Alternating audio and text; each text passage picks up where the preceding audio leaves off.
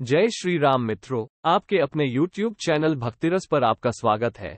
दोस्तों, आपने भगवान राम, सीता, राम के वनवास, राम रावण के युद्ध, हनुमान द्वारा लंका दहन समेत रामायण के पात्रों और घटनाओं से जुड़ी ना जाने कितनी कहानियां सुनी होंगी, लेकिन शायद ही कोई रामायण के अहम पात्र मंदोदरी के बारे में ज्यादा जानता होगा। वास्तव में रामायण में मंदोदरी का परिचय केवल रावण की पत्नी के रूप में नहीं, बल्कि एक कर्तव्यपरायण और धर्म के रास्ते पर चलने वाली स्त्री के तौर पर किया गया है। पौराणिक कथाओं के अनुसार मंदोदरी पंचकन्याओं में से एक थी। उसे चिरकुमारी भी कहा जाता था। वो एक पतिव्रता स्त्री थी जो भगवान शिव की आराधक थी। भगवान शिव की आराधक होने के बाद भी आखिर माता पार्वती ने मंदोदरी को श्राप क्यों दिया था? इस रहस्यमय सवाल का जवाब हम इस वीडियो के माध्यम से जानेंगे, इसलिए वीडियो को अंत तक देखिएगा।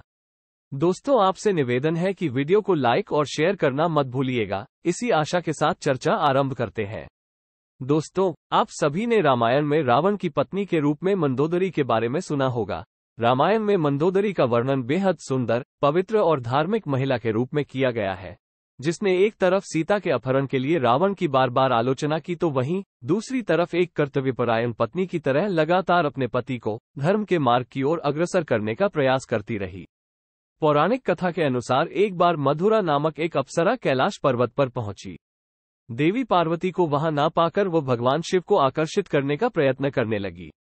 जब देवी पार्वती वहां पहुंची तो भगवान शिव की देह की भस्म को मधुरा के शरीर पर देखकर वो क्रोधित हो गई और क्रोध में आकर उन्होंने मधुरा को मेढक बनने का शाप दे दिया।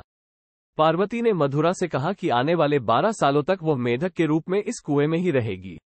भगवान शिव के बार बार कहने पर माता पार्वती ने मधुरा से कहा कि कठोर तप के बाद ही वो अपने असल स्वरूप में आ सकती है, और वो भी 12 साल बाद।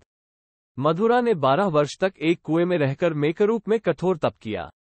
उधर असुरों के राजा मायासुर और उनकी पत्नी हेमा के 2 पुत्र थे, जिनका नाम मायावी और दंडम्भी था, लेकिन वो एक बेटी चाहते थे।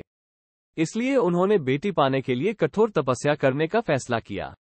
जब वो दोनों कैलाश पर्वत पर तपस्या कर रहे थे, तब इस बीच मधुरा की 12 साल की कठोर तपस्या भी समाप्त होने वाली थी। जैसे ही मधुरा की तपस्या पूरी हुई, वो अपने मूल स्वरूप में आ गई और मदद के लिए चिल्लाने लगी। मायासुर और हेमा जो पास में ही तपस्या कर रहे थे, उन्होंने मधुरा की मदद की पुकार सुनी और तुरंत उसे कुएं से बाहर निकाल लिया। बाद में उन्होंने मधुरा को अपनी बेटी बना लिया और उसका नाम बदलकर मंदोदरी रख दिया। कहते हैं कि एक बार रावण मायासुर के महल में गया तो वहां उसने मंदोदरी को देखा और उस पर मोहित हो गया। उसने मायासुर से मंदोदरी का हाथ मांगा, लेकिन मायासुर ने मना कर दिया, जिससे रावण नाराज हो गया और मंदोदरी को उससे शादी करने के लिए मजबूर करने लगा। मंदोदरी को पता था कि रावण भगवान शिव का भक्त है। इस डर से और अपने पिता की रक्षा के लिए वो शादी के लिए सहमत हो गई। रावण से शादी के बाद उसने 2 पुत्रों मेघनाद और अक्षय कुमार को जन्म दिया। मंदोदरी की खास बातें: 1. मंदोदरी दिति के पुत्र असुर राजा मयासुर और हेमा नामक अप्सरा की पुत्री थी। 2. पंचकन्याओं में से एक मंदोदरी को चिरकुमारी के नाम से भी जाना जाता है।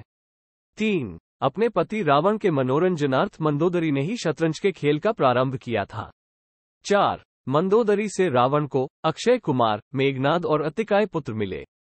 महोदर, प्रहस्त, विरूपाक्ष और भीकम वीर को भी उनका पुत्र माना जाता है। 5. एक कथा ये है कि रावण की मृत्यु एक खास बाण से हो सकती थी। इस बाण की जानकारी मंदोदरी को थी।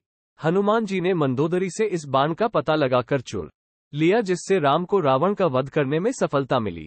6. सिंघलदीप की राजकन्या और एक मातृका का भी नाम मंदोदरी था।